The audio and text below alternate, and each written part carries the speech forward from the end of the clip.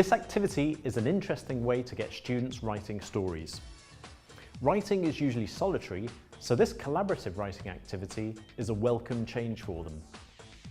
As you'll see, words go up one at a time and no one student can control where the story is going, which means the end result is usually weird and wonderful. Have a look at the board.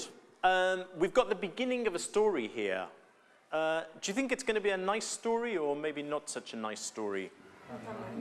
Sort of saying it was a bad day, okay?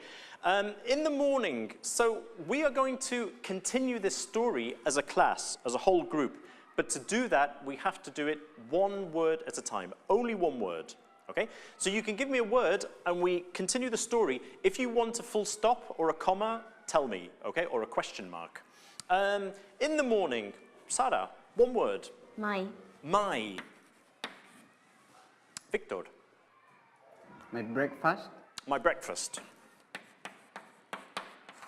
Okay. Paula. Was.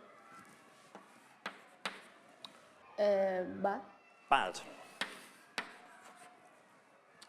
We continue with Isabel. Bad.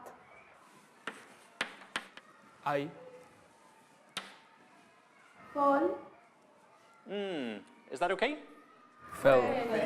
From time to time, you can brush up the story together if you think there are grammatical problems or problems with coherence and cohesion. Full stop. Let's stop there for a second and have a look at what we've got.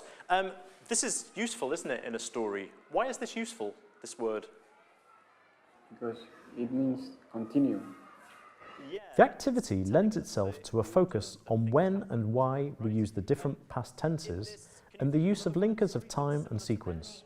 Next. So maybe instead of in fact, we could have next. Later. Later.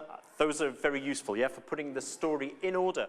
You can also go back and make sure there are sufficient adjectives and adverbs, and you might want to elicit more sophisticated alternatives to words like good, bad, or nice. This example leads into the story on page 119 of Gateway B1+, which is why I began with that particular introductory sentence.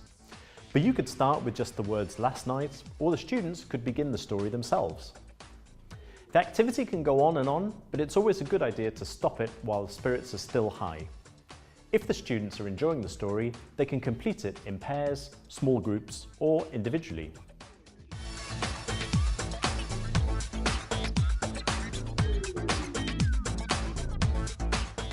Don't forget to check out Gateway Online, where there's tons of materials both for teachers and for students, videos, games, worksheets, you name it.